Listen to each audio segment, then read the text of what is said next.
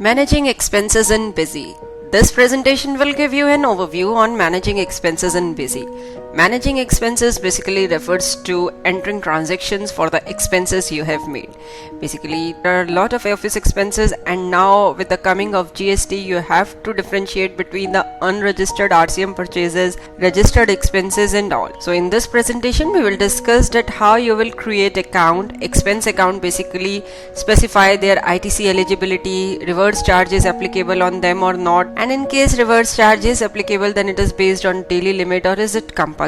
And then while entering transaction, when you will use these accounts, then what GST nature you will specify, that is the transaction you are entering. Like if we are entering a payment voucher, then we have to specify the GST nature as not applicable or unregistered RCM purchase, registered expense and so on. So in this presentation we'll try to cover all such cases so that you can easily manage expenses in Busy. First of all, we'll start with account creation. We'll go to Master's Account, Add option.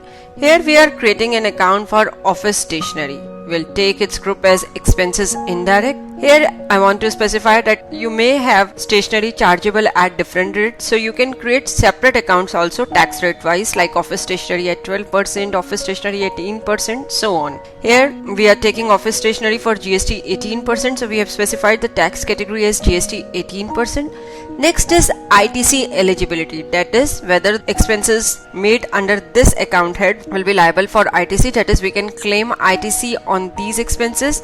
So here there are four options. First is input goods, that is ITC can be claimed under input goods. Input services, ITC can be claimed under head input services, or these expenses are for capital goods, or none, that is you cannot claim ITC on these accounts. Next is reverse charge. In this you see four options are appearing. First is based on daily limit, that is liability of reverse charge will depend on the minimum daily limit. Minimum daily limit is 5,000 rupees, and if the total consolidated expenses of a day exceed rupees 5,000, then only you need to deposit RCM to the government. Next is compulsory registered dealer. Here I'll explain this option with the help of an example. Like in case of transporters and lawyers, if you have taken services from registered transporters and registered lawyers, then you need to necessarily deposit RCM to the government. In such accounts, you will select the option as compulsory registered dealer. There is no minimum daily limit for these accounts. Like you have made expense even below 5,000 rupees, then also you need to deposit RCM to the government. In such cases, like I have mentioned, transporters registered and registered law firms, you will select the option as compulsory registered dealer. Next is service import, that is you have imported services from a company outside the Indian territory. For example, I have taken server hosting space from a company in US, then it is a case of service import. For such expenses, you will select the option of service import. Next is not applicable. If reverse charge is not applicable, then you will select this option. Click Save button to save the account master. Next, we will create an account for office miscellaneous expenses like soaps, phenyls, detergent. Here also group as expenses indirect. Tax category, ITC eligibility, input goods and reverse charge based on daily limit. Next, we will create an account for food and beverages. Here in the ITC eligibility, you can see I have selected the option as none, because in case of food and beverages, groceries like tea, coffee, sugar, cab rentals, any health and fitness membership, club membership, you will not get any ITC claim. For such accounts, you will select the ITC eligibility as none. In case of food and beverages, like if you have ordered food from some restaurants, you will not get any ITC claim. Reverse charge again based on daily limit. Next, we are creating an account for telephone mobile expenses. Here we have taken the ITC eligibility as input services, because telephone expenses are a case of input services. We are taking services from a company. Reverse charge based on daily limit. Next, we are creating account for car servicing expense. For this expense also, we'll take ITC eligibility as input services and reverse charge as based on daily limit. Next, we'll create an account for transportation charges registered. That is, we are taking transportation services from a registered dealer.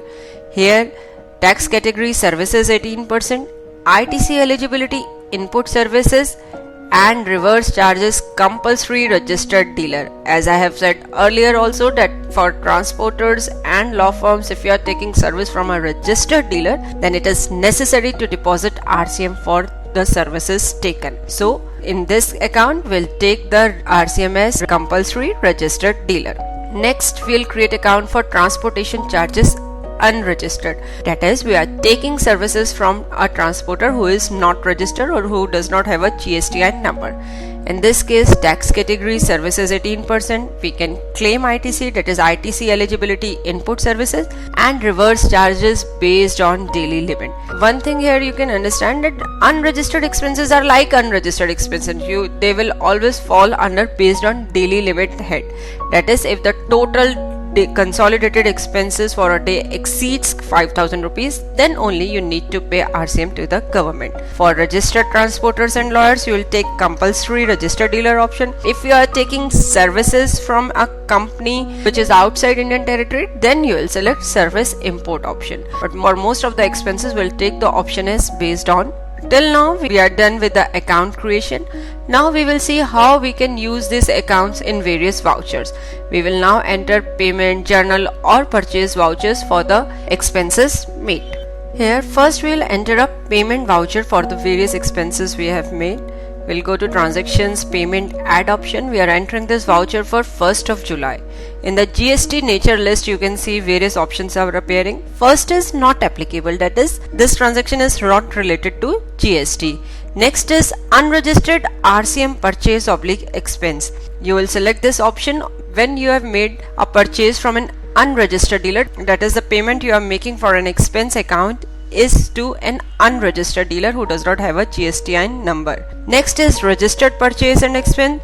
We'll explain this with the help of an example. If we are paying like Airtel bill and the Bharti Airtel company is printing your TIN number on the bill, then this will be the case of registered expense. As the bill itself included the CGST and SDST amount, you can only get the input tax eligibility for it. For such type of expenses, you can select the registered purchase expense option. Next is refund against advance receipt. That is, if you are refunding amount to a party for the advance amount you have received. And next is GST payment to government. If you are making any GST payment to the government, then you will select this option. So first of all, we are entering a voucher for unregistered RCM purchase / expense. We are debiting the office stationery account with 1200 rupees and crediting cash account with 1200 rupees. This shows that we have purchased office stationery worth rupees 1200 from an unregistered dealer. This expense will be liable for RCM if the total consolidated expense for 1st July exceed 5,000 rupees. Next, we are entering one more payment voucher on 1st of July. GST nature as unregistered RCM purchase / expense. Here we are debiting food and beverages account for 800 rupees. We are assuming that we have ordered food and beverages from a vendor who is not registered. So this will be the case of unregistered RCM purchase / expense. And I'd like to tell you that in case of food and beverages, you will not get any ITC claim. Next, we are entering one more payment voucher on 2nd of July. Here we are taking the GST nature as not applicable. We are debiting the travelling expense railways account and crediting the cash account. This means we have booked railway tickets, and this will not be the case of registered expense, as the railways will not print your TIN number on the rail tickets or bill you will receive. So this is simply GST nature not applicable. Next, we are entering one more payment voucher on 2nd July. Here we have taken the GST nature as registered purchase / expense. We are debiting telephone mobile expense with 2700 rupees, debiting CGST and SDST input accounts with 243 rupees and crediting the State Bank account, that is, we have made this payment through check. So on saving this voucher, a registered expense window will appear in which you will specify the party as Bharti Airtel Private Limited. That is, we are depositing telephone mobile bill to Bharti Airtel company and the company will print our TIN number on the bill. Specify purchase invoice related details, ITC eligibility, input services, and this adjustment would be reflected in GSTR 2. So this is the case of registered expense wherein you are paying a telephone bill amount to a registered company who has already charged the tax in the bill, but you will get ITC claim for it as your TIN number will be printed on the bill. Next, we are entering one more transaction on 5th July. Here we are taking the GST nature as unregistered RCM purchase / expense and debiting the telephone mobile expense for ₹300. Here we are assuming that we have recharged mobile with 300 rupees from an unregistered dealer. So you can see in the previous transaction for the same account we have taken the GST nature as registered expense, as in that transaction we have paid the bill to a registered company, Bharti Airtel, and in this transaction we are assuming that we have recharged the mobile for 300 rupees from a vendor who is unregistered. Next we are entering one more voucher on 6th of July. Here we have taken the GST nature as unregistered RCM purchase / expense. We are debiting the transportation charges registered account with 6,000 rupees and crediting the cash account with 6,000 rupees. Although the transportation charges we are paying to a registered dealer, but we have taken the GST nature as unregistered RCM purchase. This is because I have mentioned earlier also, in case of transporters and lawyers, it is mandatory to deposit RCM to the government.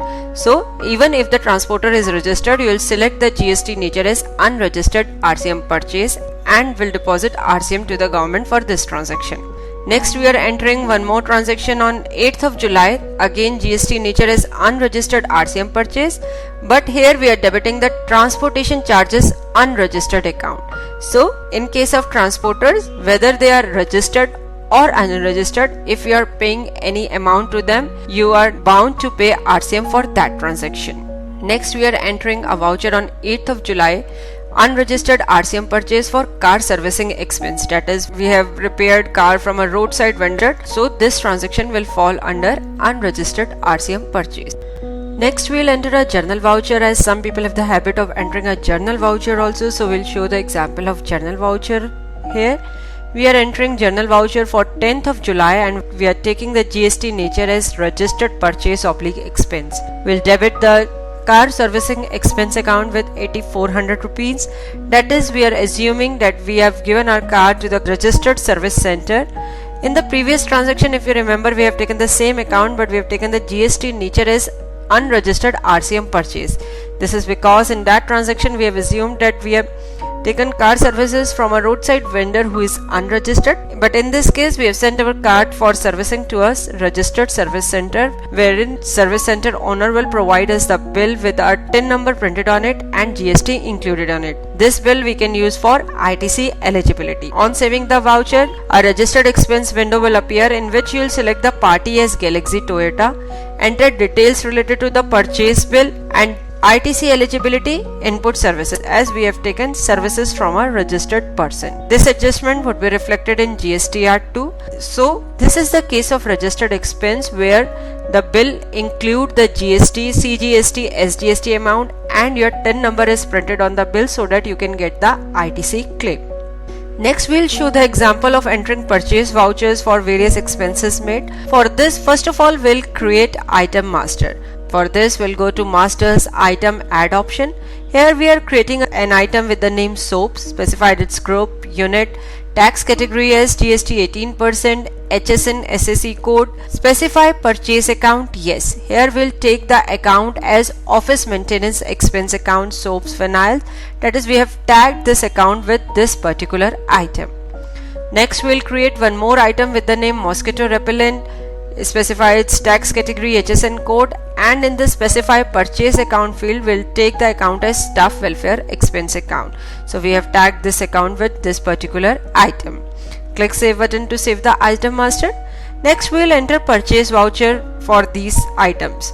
Here we are entering a purchase voucher on 12th of July. We are taking purchase type as LGST unregistered RCM. That is, we are purchasing goods from an unregistered dealer, party as cash, ITC eligibility, input goods services, reverse charge based on daily limit. Here we have purchased 10 pieces of soaps at rupees 25 per piece. Next we'll enter one more purchase voucher. This is our normal purchase, regular purchase from a registered dealer. Purchase type LGST 28%, party we have specified as Ayush Traders, ITC eligibility yes, input goods services, mosquito repellent 10 pieces we have purchased at rupees 70 per piece, and we have charged CGST and SGST bill sundry in the bill. So this is our regular purchase for any office expense. Next we'll go to display GSTR reports, GSTR 2 report. First of all we'll view this report for the month of July and for the section 3, inward supply from registered person other than reverse charges. So on the screen you can see Busy has shown all the registered expense transaction. Here you can see that Busy has also shown that purchase voucher we have entered for Ayush Traders. Next we'll go to transactions, GST miscellaneous utilities option. Here by using check post consolidated RCM payable option, you can view the dates on which there is an RCM liability, and from here also you can press the F4 key and post a journal voucher for the RCM liability. So in this presentation we have tried to cover almost all the office expenses. Hope after going through this presentation you would be able to easily enter transaction for various expenses in Busy. Thanks for watching. For more videos, subscribe to our YouTube channel.